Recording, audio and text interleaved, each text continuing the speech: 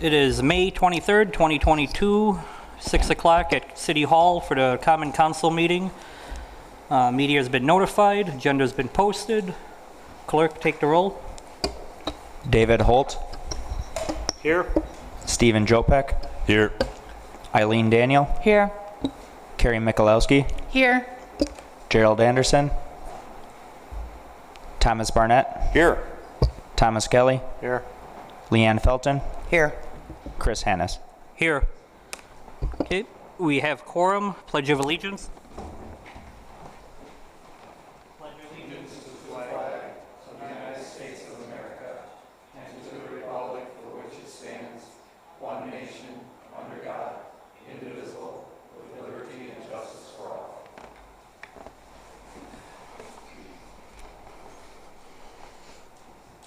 Okay.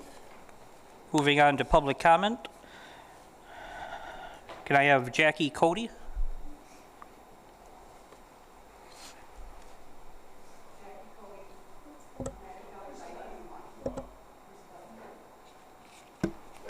Thank you. Okay.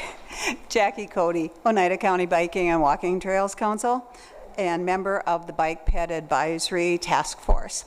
And I'm here tonight to speak in support for the residents seeking sidewalk improvements along Davenport Street.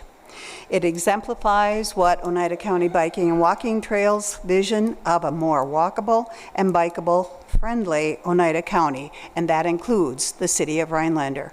And I also might add that our council is also in full support of the skate park effort that the youth have launched in the community. Thank you for listening.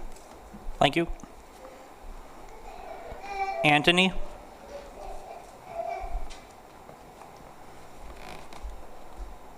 Are we on here? Hello, respected alderpersons and Mayor of Rhinelander. I'm Anthony Gaudioso, the president of the Over It organization. Thank you all for coming tonight. I'd just like to keep the conversation going about our vision to see a youth action sports facility built, as we appreciate all the amazing support we've been receiving from the community and the city. We've been working closely with ArtStart and some partners with experience constructing skate parks, putting together wonderful community engagement events like our last pop-up skate park event that was hosted at the public library. Big thanks to them, Virginia, and all those who allowed us to have that event hosted at the park. We've received a lot of positive feedback through the surveys filled out by the community members and also through the media. Positive development within the group is happening, as all of this helps us discover what is possible through our community. At this point, we'd just like to make sure that we're involving the community at every step of the process. With the momentum and awesome support that we're getting, we want to ensure that we are making the most of this project to see the best outcome in our community. We are making amazing progress toward this vision, and thank you again to all those who continuously have shown their support. Thank you, everybody. Thank you. Ava?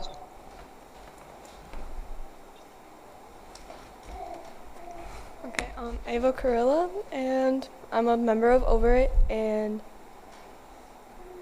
I mean, I don't really know exactly what to say. I'm just very happy with our progress and how far we've gotten, even if personally, I feel like it's taken a while, and out of myself, I've seen a lot of growth, so I feel like that also makes it feel like a longer process, maybe a little bit, but it's growing with all of these amazing people, and it's just something really enjoyable, and I'm glad that I'm here for it. Thank you. Thank you. Gavin? Hello, I'm Gavin Garrow. I'm a member of the Over It group, and I just kind of wanted to say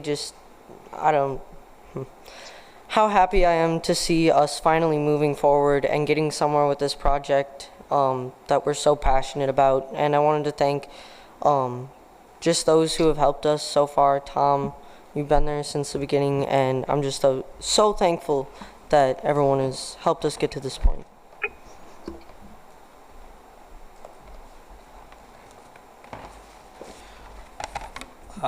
Ben?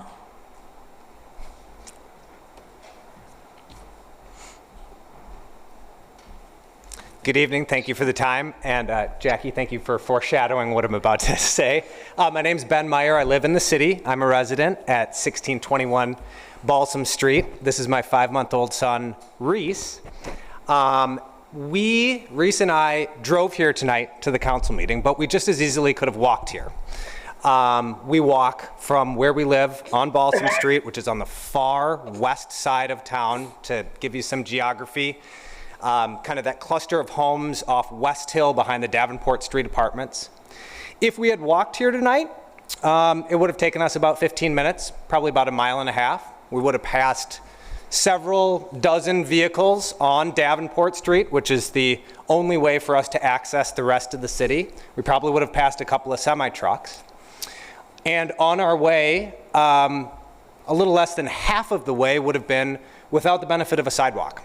We would have been sharing the road with those vehicles.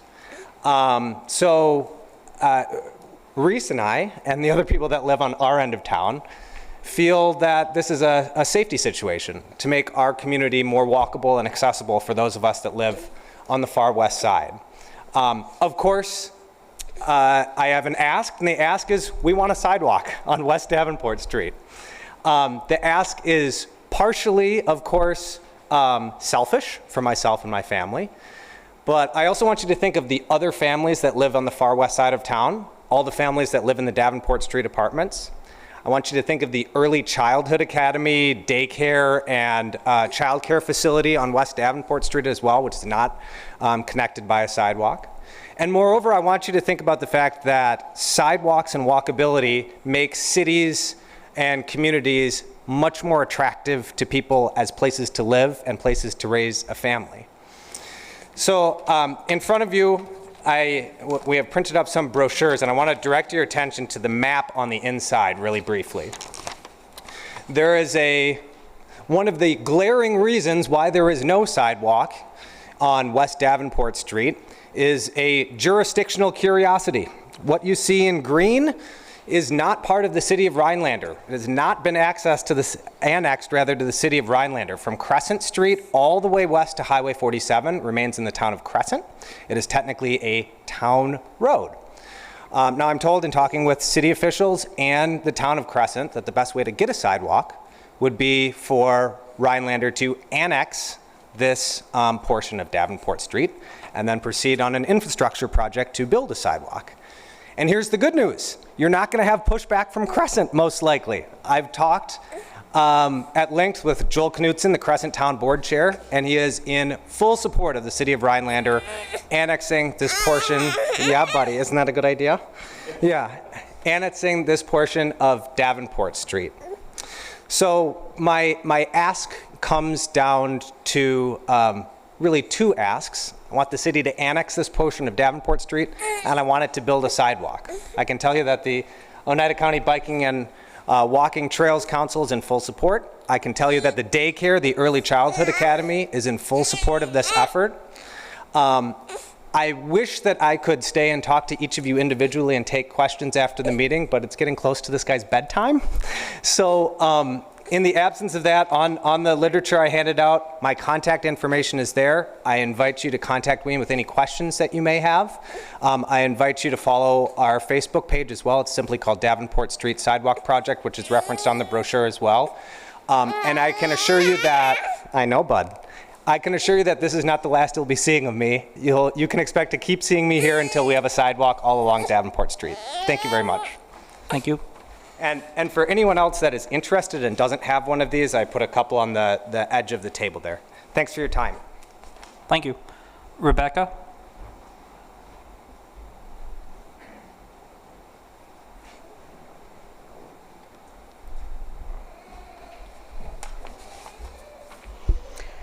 Hi, my name is Rebecca Hinterberg, and I reside at 3308 South Fox Ranch Road.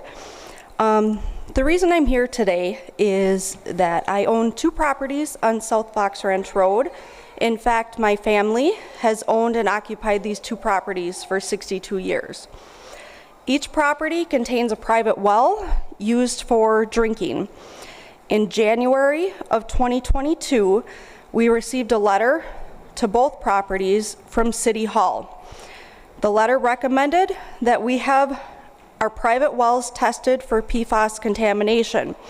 The letter furthermore indicated that in 2019, municipal wells 7 and 8 were shut down due to the high levels of PFAS. These wells are approximately 200 yards from one of our private wells. The wells were shut down to protect the health of the Rhinelander residents. The letter and all enclosures were signed by the group. The group, according to all documentation, consists of the City of Rhinelander, Oneida County, and the Rhinelander-Oneida County Airport. As recommended in that letter, we completed the well survey that was provided by the group to provide you with information on our private wells. We also provided a signed access agreement for the group to come onto our property and sample our wells. On March 15th, 2022, samples were collected from both of the private wells. The January letter stated that well owners could expect the results from the testing 30 days following the sampling. Additionally, we would be notified 24 hours after the results if our water was above DHS recommended levels of PFAS contamination. On April 18th, Triggs delivered 5.5 gallons of water to each house with a note attached from the group. At this time, this is the only water ever provided to us. The note said that preliminary results of our testing indicated high levels of PFAS, that we should not consume the water, and the group would be providing more information. On May 2nd, 2022, the DNR called us to verify that we were receiving water from the group. And they stated that they are not part of the group and are only involved for environmental issues. They do not have a copy of the results for us of the testing. They did state that we should retain all receipts for water that we purchase so the group can reimburse us. I've been in contact with the Oneida County Health Department, and they are only involved for health questions and to be sure that we are provided with safe drinking water. They did state, as well as the DNR, that we should be receiving water deliveries from the group. They were concerned that 33 PFAS compounds were tested for, and that as of today, we do not have the results. So we're unsure of the levels and what contamination we're dealing with. Furthermore, they did state everyone. I don't know who everyone consists of, but everyone is blaming the airport and that nobody wants to be a responsible party. My dad recently came to City Hall and was told that PFAS is not a city issue, but rather a county issue, and we should contact the Rhinelander-Oneida County Airport. Right now, I have no legal documentation implicating the airport as a responsible party, so I feel it is unfair to direct us to them. Other verbal suggestions by the City of Rhinelander were to contact the DNR, which I did. Contact Oneida County, I contacted the Health Department. Be annexed into the city, which I have no desire to do, and go to Menards and buy a filter. I have no idea what type of filter. I did contact Matthew Leitner at Rhinelander-Oneida County Airport, and he has been fully transparent about the issue and has assisted us in trying to get answers. I've contacted DHS. They were able to answer some health questions. However, many of the health questions are related to the levels of PFAS in our well water. To date, only 2/3 of the group has responded to my requests for information. The City of Rhinelander is the third that has not responded to my requests. I'm not concerned with the responsible party for PFAS contamination of our private wells at this time, as there is ongoing research and many unknowns as to the health risks associated with PFAS, the various health issues in my family that have emerged over the recent years, spanning 3 generations, may be considered down the road. At this time, I would like to ask to simply to simply have the city respond to my family's concerns. I would like to know, is the DNR and Oneida County Health Department correct in stating that the group, which includes the city of Rhinelander, should be providing us with safe drinking water? To date, so since April, when we had our delivery from the group, we have purchased between the two houses 174 gallons of water for consumption. Where can we obtain the report indicating the results of our private well samples? What actions is the group going to take, and what actions do we need to take? As part of the group, I would like you to consider the health of my family the same as you do the residents of Rhinelander. The PFAS issue that I'm speaking of may only affect right now 5 people and 3 pets, but I would like you to consider that my 15-year-old son is sitting in this room today as a member of the Over It group. I would love for him to see this project through and continue to be a productive member of this community for years to come. Thank you for listening. Thank you. Dylan? Hello, my name is Dylan Bray. I live at 609 Door Ave, and I'm a member of Over It. I would first like to thank Tom and Mayor Haynes for their assistance and guidance to us and our organization along the way. And yeah, I'm very excited to see where this goes, and I hope that we can get this youth plaza built. Thank you. Thank you. Any other public comment? Any other aldermen have any public comment? Not seeing none. Moving on. Mayor comments. The only comment I have is a couple weeks ago we started our tree donation campaign. Steve, on behalf of the firm that he works for, from our attorney, is pledging, how much was that again, Steve? $500. For trees being planted in the city of Rhinelander. So thank you for your donation. Consent agenda. So this is a new topic for this board. So this encompasses approval of meeting minutes from May 9th. The code, which is B, regarding wine for the Bikes and Burgers event, as well as receiving the Police and Fire Commission board meeting minutes, appointment of Dave Melvin to the Planning Commission expiring April 30th, 2025, and then new business of discuss and approve Class A beer / Class A liquor permit for Rhinelander LLC.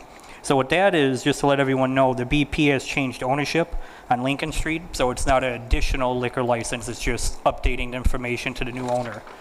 So if the consent agenda is approved, you would be approving all those items in there as a whole. If any alderman would want any items removed, please let me know at this time. Mr. Holt? Yeah, I'll make a motion to approve the consent agenda as presented. Daniel, second. Okay. Any discussion? If you would like anything removed from it to discuss in more detail, anybody can have anything removed from a consent agenda. We used to have this process prior to 2020, and it ceased at some point. Is there an application process for appointments? Is there any kind of... So they're at discretion of the mayor and then approval by council. Okay. Is there any, but there's no cover letter or anything to suggest why someone should be on any commission in general? I'm just Not currently, curious. no. Okay. All right.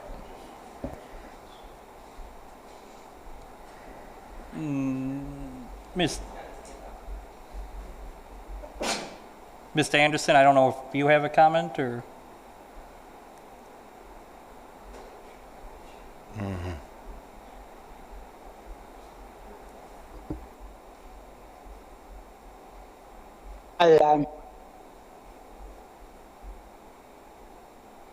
Can you repeat that? We didn't hear what you said, Mr. Anderson.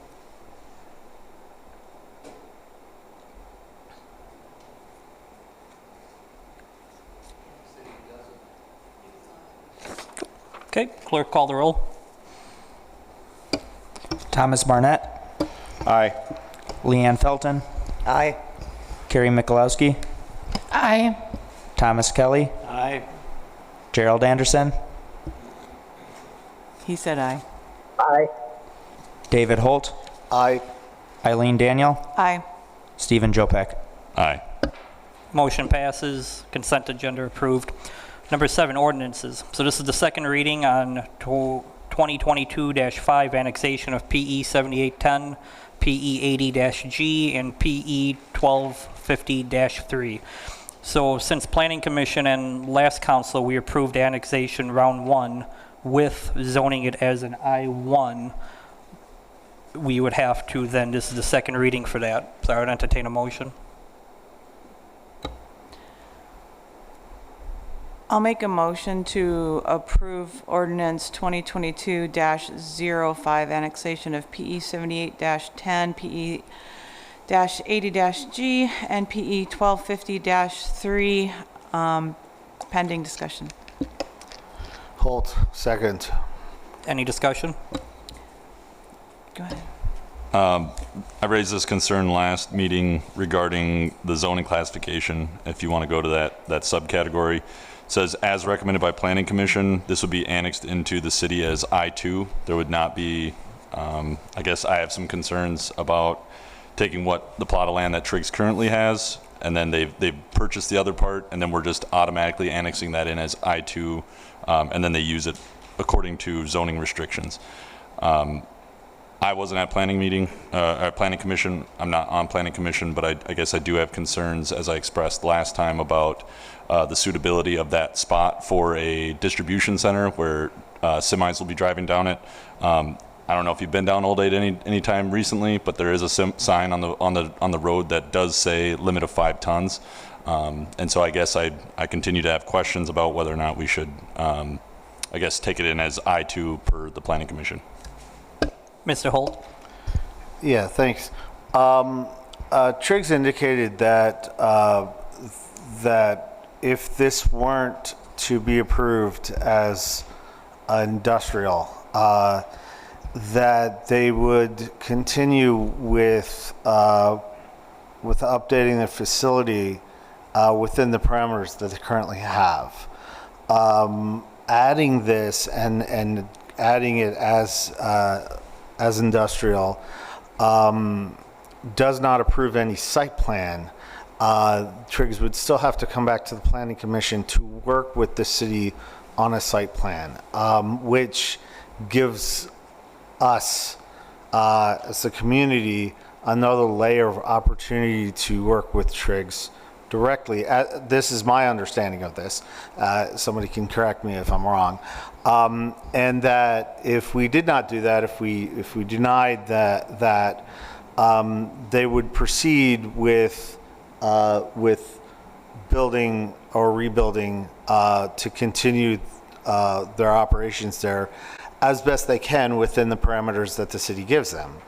The way I view it is this is an opportunity to perhaps come up with better ways in which they could develop that. If there are some problems, for example, weight issues with the hydrologic elements of the piece of property in question, those would certainly come up during a site plan investigation and be considered and discussed at that point. But in terms of what the council's obligation here to do is, I think that this is an efficient means to accomplish what's best in the long run. Michalowski? So it's my understanding, being on the Planning Commission, that the property that Triggs currently owns, not the part that wants to be annexed in, is already an I-2. So the pieces that he's asking to annex in are 3 little small pieces that is just a tiny little buffer area between the road and his place.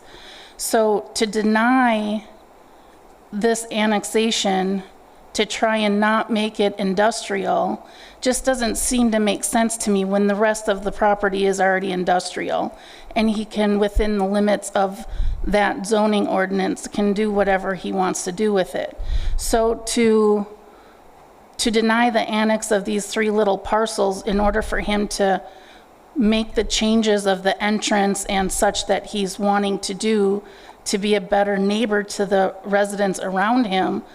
I just find it confusing why someone wouldn't want us to annex that to help out in that manner. Mr. Jopek?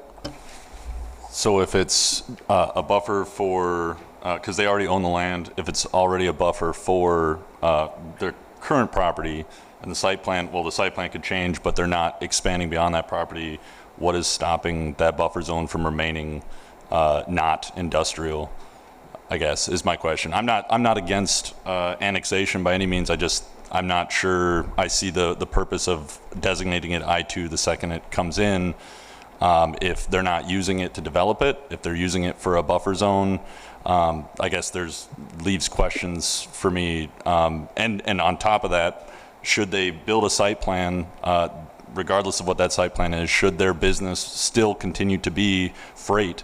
I still have questions about, it's not just on that property, it is Old 8 as a whole. So I guess I have long-term questions about the direction it goes. It's not that I'm against or for it. I just trying to, if it's just a buffer, I don't know why that needs to be industrial then, unless it's not going to be a buffer. And I know that there's zoning questions in there, and so that's kind of where my concern comes from. Question for you, Steve. So currently, since there was a burned down property, there is nothing stopping them on the current site of rebuilding. They don't have to come to planning because there's a burn down, correct? The land is in the city limits, correct. So by them annexing this in, if we were to approve this, that starts it over as like a brand new slate where they would have to come to planning with a site plan approval where planning would have to approve for them to build because it becomes a new parcel as a larger lot. If they're going to build other than right on the burned out site, that's correct. So the parts being annexed will also still, in theory, be a buffer unless they go to planning with a site plan approval.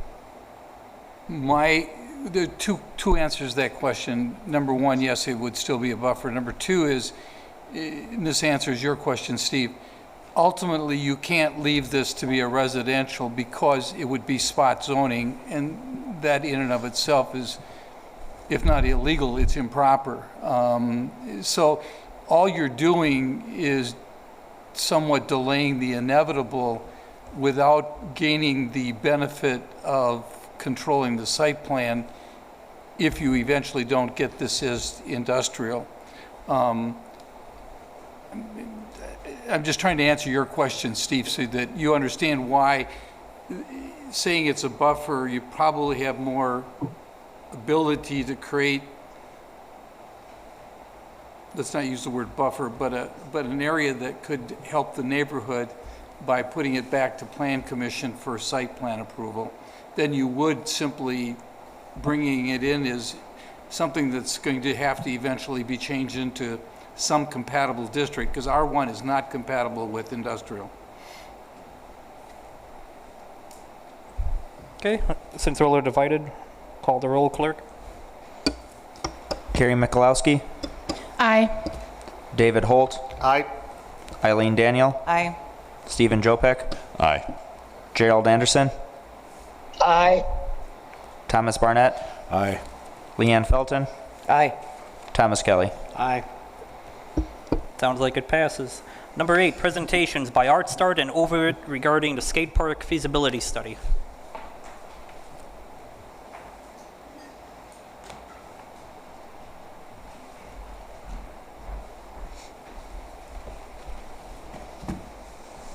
Good evening. My name is Ashley McLaughlin. I'm the Program and Operations Director at ArtStart. I'm here tonight to update you guys on our feasibility study.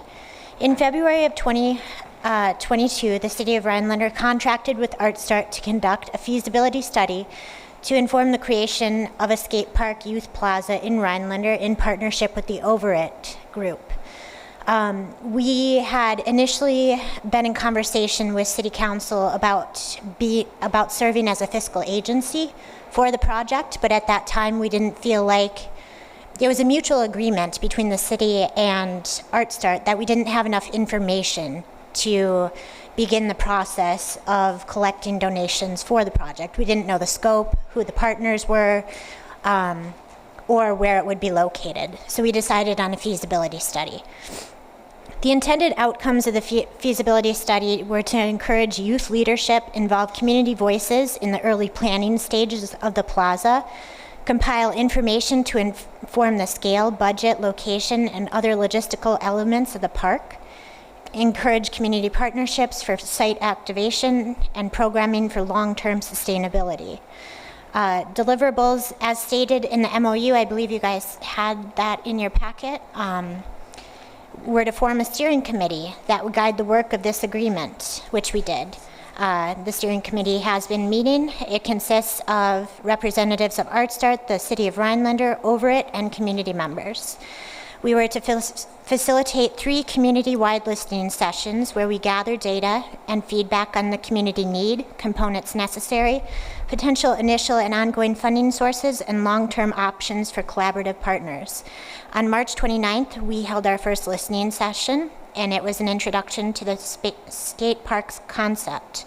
June 7th and July 20th, we have other ones scheduled. Next, we were supposed to create a pop-up skate park to be used for place-based community engagement sessions around town and parks and public spaces that are identified as possible future locations. May 14th, we had our first one at the library. June 11th, we are planning to have one for the Art on the Courthouse Lawn and Burgers and Bikes event, as well as the United County Fair on July 28th through the 31st. Next, we were supposed to support Overit with resources, connections to other municipal skate parks, and coordinate field trips and presentations related to the creation of skate parks and activated plazas. We do have, with Nicolay College, a skate park design software class scheduled coming up to get together with the Overit group and teach them about designing a skate park. And then we have other plans as well, but nothing solidified there. Next, we were supposed to do an informal location assessment, factoring potential skatable area, visibility, neighborhood qualities, and community feedback. This may include a list of perks and challenges about the proposed sites. That's going to be at our next listening session. We have a list of 21 sites that the community identified. We're going to go through and start discussing those sites and looking at them. Next, we were supposed to identify political community partners where collaboration may exist. This is an ongoing project. We have identified the United County Biking and Walking Trails, Hodag BMX, the YMCA, Boys and Girls Club, School District Rhinelander, Marshfield Clinic, and the United County Health Department. They all serve in the discussions at some capacity. Next, provide leads on possible initial funding sources based on community feedback gathered. We have identified 2 very strong funding sources. One is the National Endowments for the Arts, the Our Town Grant, working with a nonprofit arts organization. There's great potential for this project, and it's a $150,000 match grant project that we could go for. And then we also, I believe that the city knows, well, I know that the city knows, but maybe not all the council people know, that we were selected, this project was selected as one of 9 sites in the nation for the National League of Cities One Nation, One Project program. So that's a cohort where they share resources with municipalities and arts organizations and health organizations in the area to talk about mental health opportunities and creative planning. So that is something that we're very excited about, and potential for more funding opportunities and national visibility on this project. We were to provide a list of multifunctional uses of space, including programming ideas generated by identified community partners and community design uses expressed at listening sessions. We have a list. More of that will be coming forward soon. And then roughly outline anticipated operation costs of like developments and recommendations on community organizations that may engage to move the initiative forward. I think we're right in the muck of that right now. And then phase 2, recommendations on steps based on captured information, and a final report presented to the Rhinelander City Council and Overit with deliverables identified above and are about July 24th and conclude the work in this agreement. So basically, we've done quite a bit of work right now. We're on track with our deadline within a couple weeks. We were a little bit set back by a COVID situation and the weather, but it's within 2 weeks of our project, of the initial deadline that we gave. So we have divided it up into a 6-step system right now.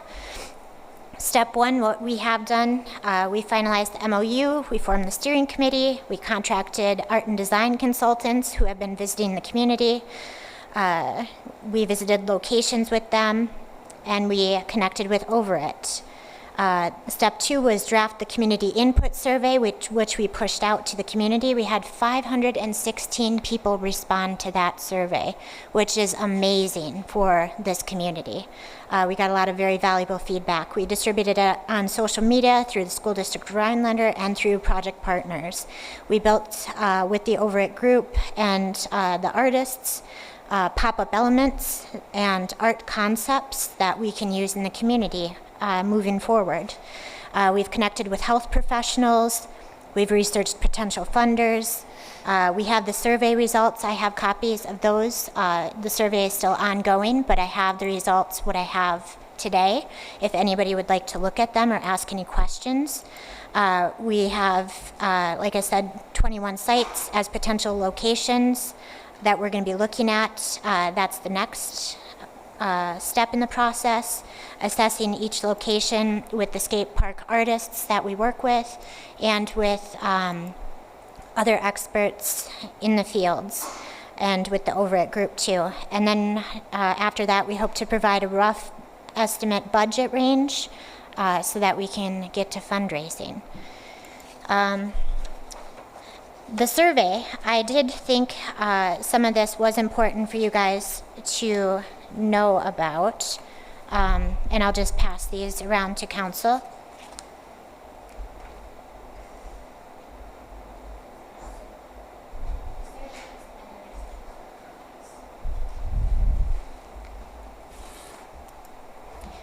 I thought it was interesting that about 26% of people that participated in the survey were 10 to 17 years old.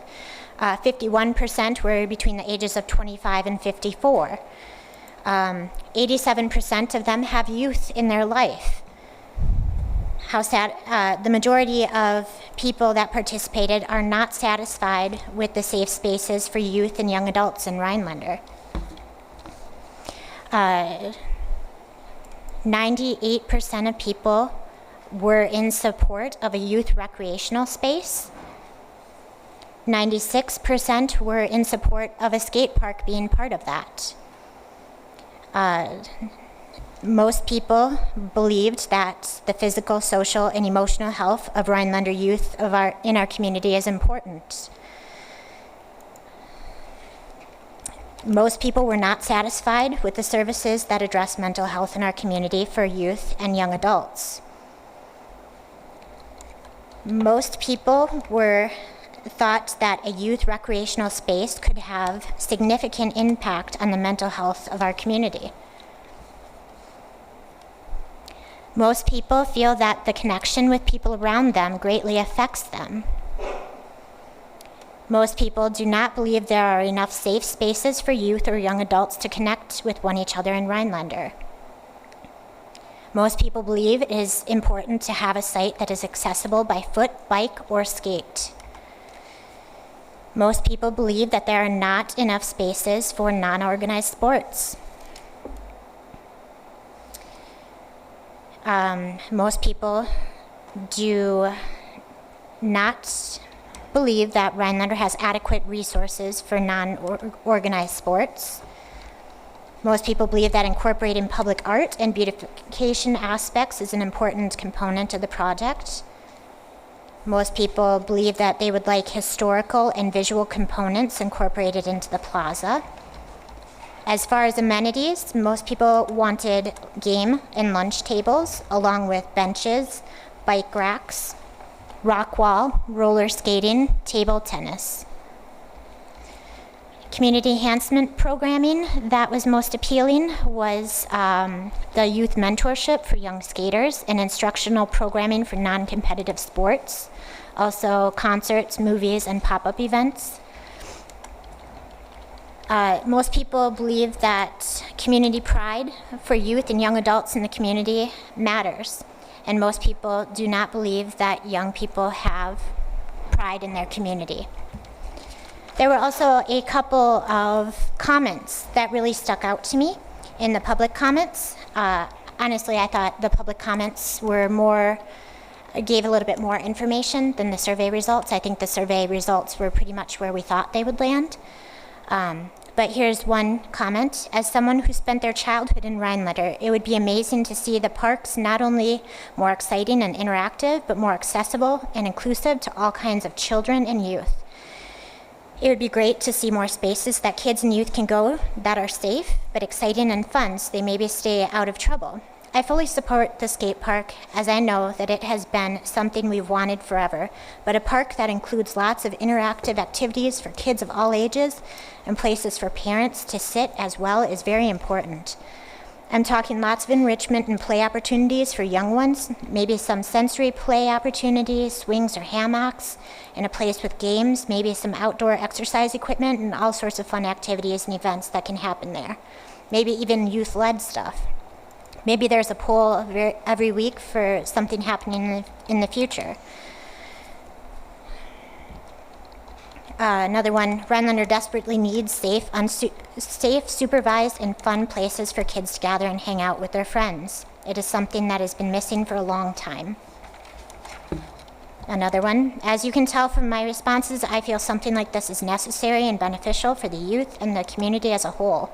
However, a great deal of forethought and planning should accompany this venture, as we've had similar projects like skate parks, ice rinks, concert stages that have been built and did not last or deteriorated due to lack of care, delinquent behavior, vandalism, lost interest, etc. This could be a great opportunity to our community if done properly. We are trending this way as a community and need to continue to look to the future. There's many more that I could continue to read, but I think you guys get the gist. So it seems like from the survey results, the community likes this concept, wants it to continue to move forward, likes to be involved in the process, and needs to be. So I can take any questions if anybody has any questions for me.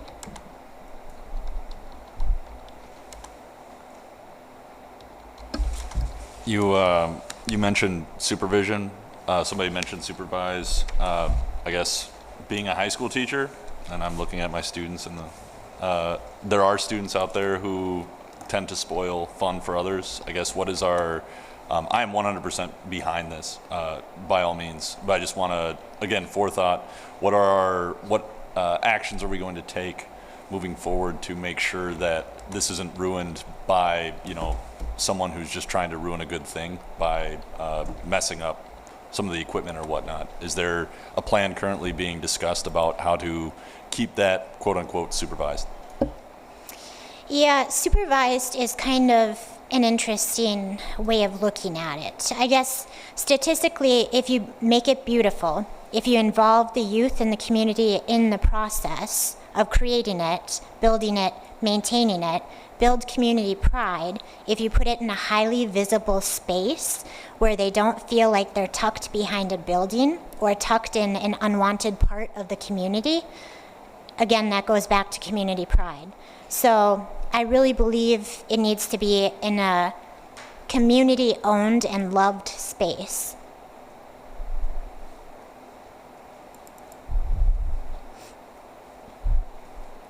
Thank you. Thanks. Number 9, unfinished business. So we got A, discuss skate park feasibility. Mr. Barnett? So, just to reiterate what Ashley had said, yeah, if it's tucked away in a a back corner somewhere, yeah, it's going to leave a lot of opportunities for vandalism and stuff like that to happen. But if you got cars driving by all the time, people walking around and everything, that risk plummets really fast, statistically speaking. More visible, the more chance of being seen, the less likely someone's going to do something that they're going to get caught at.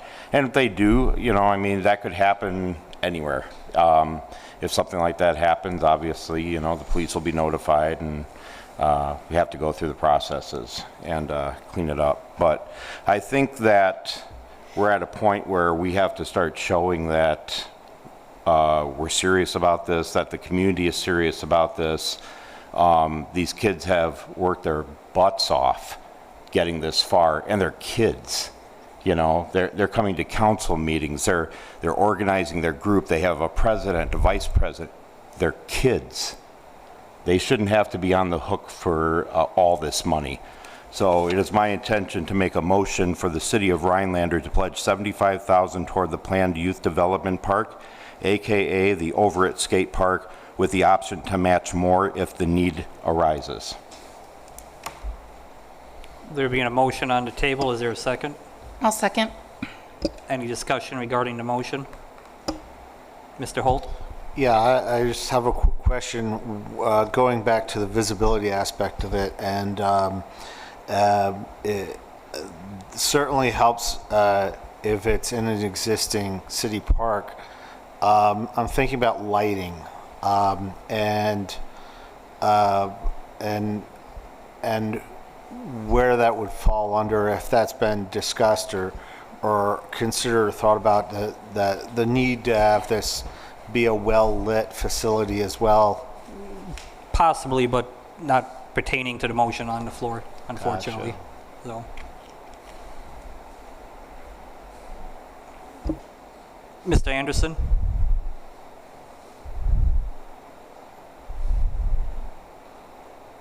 Is it the intention that this 75,000 would be part of that 150,000 match that was mentioned by Ashley?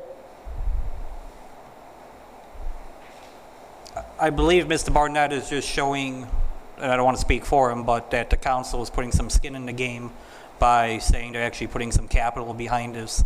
What administration decides to do from applying for grants with this or proposed plan would be up to, I believe, administration with council's approval. The other question would be, what's the source of this fund? So I think on purposely we left that kind of vague. That gives Zach the choice of where he wants to pull it from regarding if we do it from the American Rescue Plan or grants or what have you. Gives him a little free, you know, openness versus just cornering him in a corner.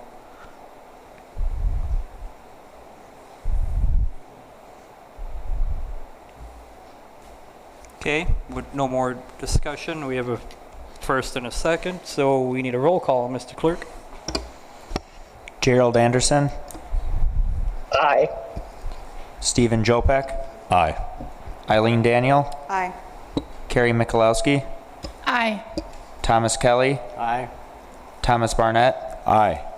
David Holt. Aye. Leanne Felton. Aye. Motion passes.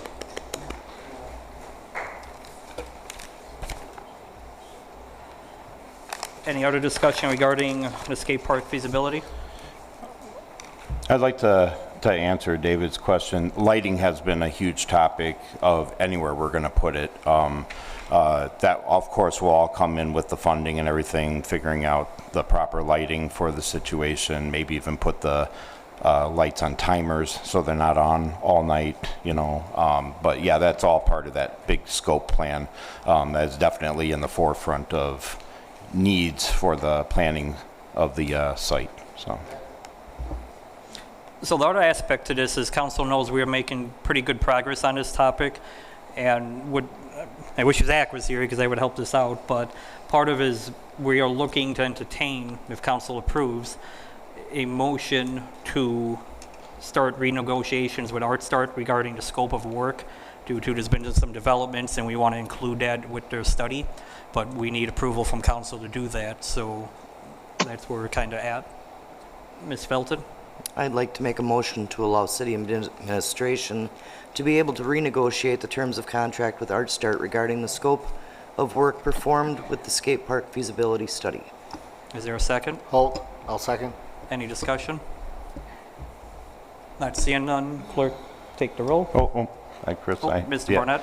I would like to, if we pass this, I would hope that the continuing with ArtStart, that the plans with ArtStart will continue in a larger capacity, hoping that, we can continue looking at different aspects of this and working with WIT and the developers from Minnesota to make sure that we have a actual feasible skate park, not just something that's thrown together. So I would hope that part of that renegotiating would be to keep ArtStart involved in a high level. And the perks with this, if the negotiations warrant more money or a contract, it has to come back to council for approval. So it's something I'm expecting more product in front of this body. Clerk, call the roll. Leanne Felton, Aye. Thomas Kelly, Aye. Eileen Daniel, Aye. Thomas Barnett, Aye. Gerald Anderson, Aye. Carrie Mikulowski, Aye. Stephen Jopek, Aye. David Holt. Aye. Motion passes. Moving on to B, this is regarding the website. So over the last couple of weeks, we had some Zoom calls with the two different groups that showed interest in designing the new city website. With that, I'll turn it over to Ms. Mikulowski, who attended and knows all the details. We had two entities give us presentations on what they offer on websites, and after speaking with the staff and that attended those meetings, it was determined that one company was better than the other. And so with that, I would like to make a motion to direct administration to negotiate agreement with Revise based upon their proposal and utilize city borrowing as funding source. Daniel, second. Okay, there being a motion and a second, any discussion? Should we tie a dollar amount to this since their proposal does have a dollar amount? That way we have a high water mark, that way we can move forward? Maybe not to exceed. Well, right now, I'm just authorizing them to negotiate an agreement, not to agree on an amount, so. Okay. Any discussion? For the record, your intent then is it would come back to the council at a dollar amount for voting with the details, correct? That's correct. Okay. I have. Ms. Daniel? Just wondering if this went to bid.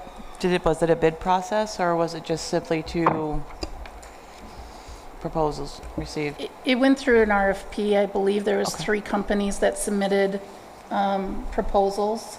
And from those 3 companies, we decided which 2 we wanted to see presentations from. Okay. And from there, then we decided on the company we felt was best.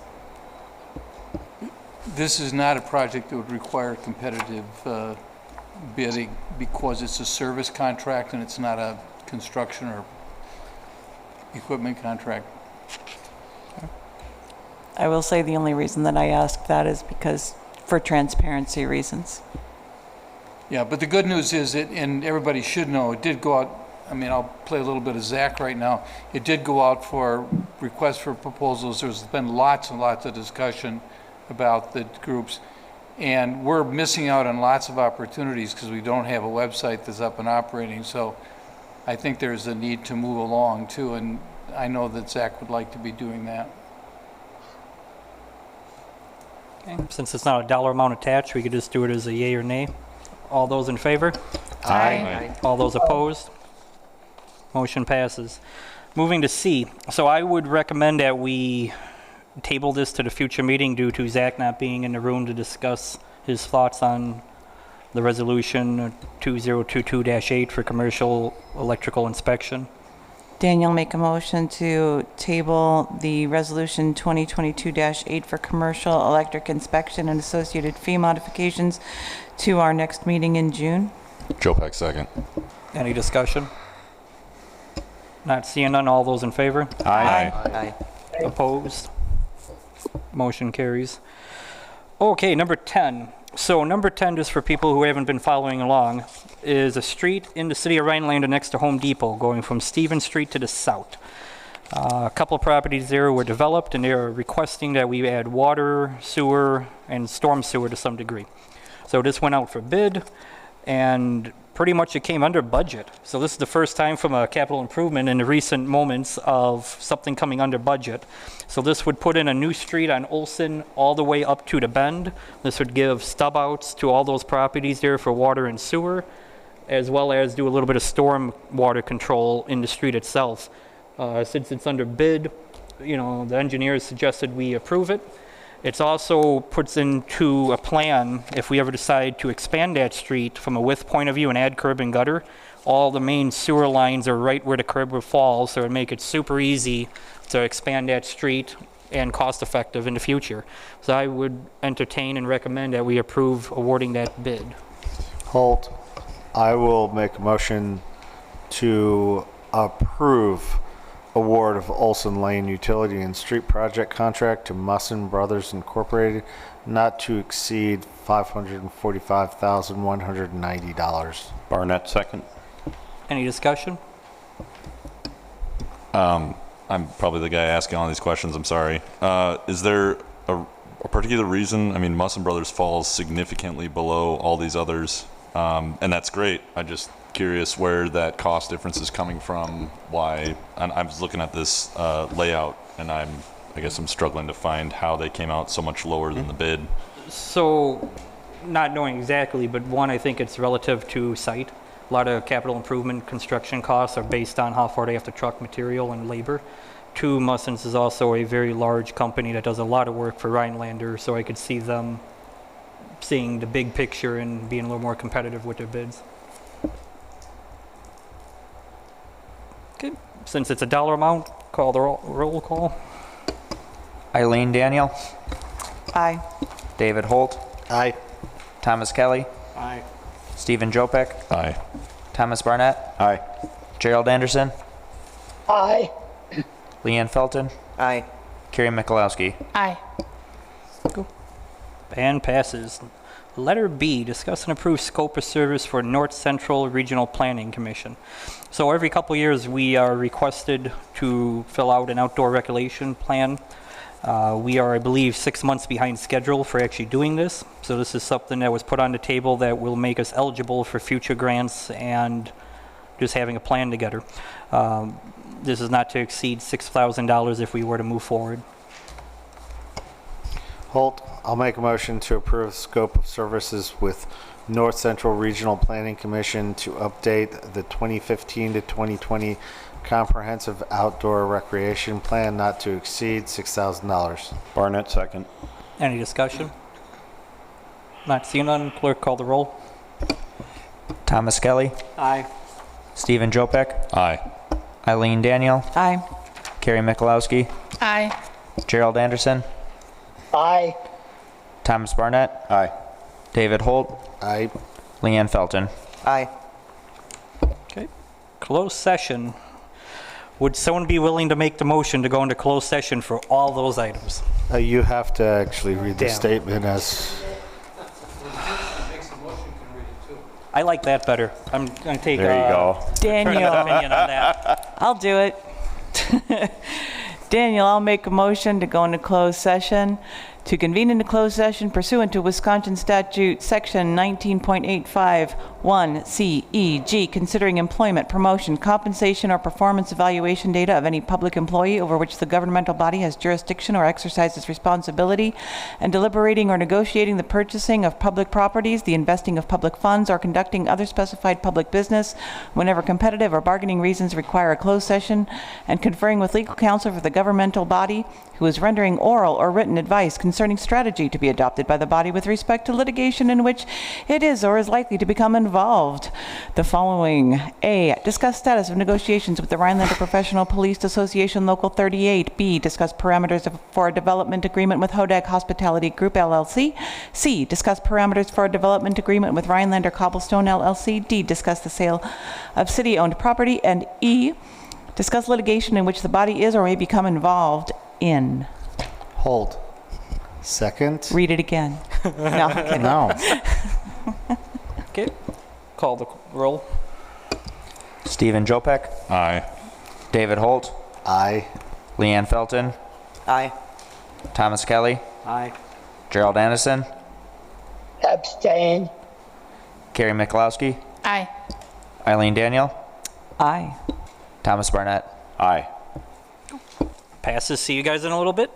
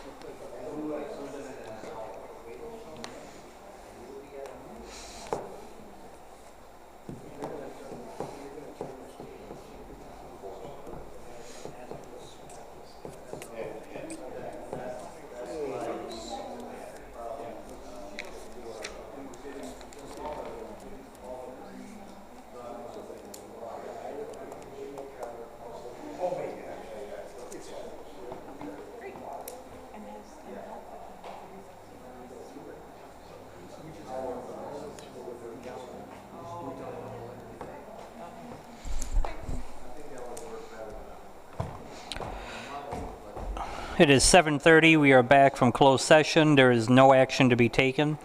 Anyone have anything for future agenda items? I know this is crazy. However, to do a motion? No, I don't. Is it possible to get some kind of written resume for, not necessarily just for us to read, just to see who the folks are that we're appointing? I just had a bad experience with writing a reference for a student, and then it came back, it was just a negative encounter, so I don't want to attach my name to an approval of an appointee if I don't know who they are, if that makes sense. And so I'm not saying taking off the consent agenda in the future, but just have like a who is this person that shows why we're approving it, if that makes sense. Kind of a bio. Yeah, just cover letter. Because I don't know most of these people. I knew who Bill Freudenberg was, but I don't know who half of these people are. What's that? What? Bill's still here. Oh, yeah. Well, but I'm speaking in the past tense when we voted on his being appointed to the library. So I guess I know it expedites. I'm not looking to slow it down. It's mostly just seeing like who these people are, so that when anybody's like, "Oh, you appointed that person," I'd be like, "Yeah, it's because I know who they are." From a legal point of view, is anything stopping us from doing that? Nope. Well, you'd have to tell the person you're going to do it. Well, true. Yeah. But the other thing that I would mention is, if there are people you don't know, just call. If there are people you don't know, just call City Hall. I mean, but we can put little resumes of Vitas, but I mean, anytime you have a question, this is something I really think as councilmen, that this agenda comes out soon enough that if you have questions on the agenda or on any of the items, please call. This is easy for me to say. You can call me too, or send me an email, but Zach or Chris, because we would much, much rather answer questions before the meeting than at the meeting, because especially me, because it gives me a chance to research. So if you have questions, I don't know how we can do this, or can we really do that, I would much rather get those questions a couple of days in advance, and then I can have a very solid answer for you. And that is not any violation of any open meeting laws if you're contacting the attorney. Now, if 3 of you contact me because you got together an hour beforehand, we got a problem. But one-on-one is fine. Zach and Chris are cheaper, though. That is true. Zach is cheaper than contacting me. I won't deny that. Yeah, I guess just concluding that with the short bio thing would just be a good way to see who we are approving, because our names get attached to it. And one of the questions I had were, who are these people? And I was like, well, I know Bill Freudenberg, but this one I didn't know. Okay, So I won't put that on an agenda item just Yeah. because it's more of just an ad versus an action. All right, yeah. So, not seeing nothing else, it is 7:35, meeting over.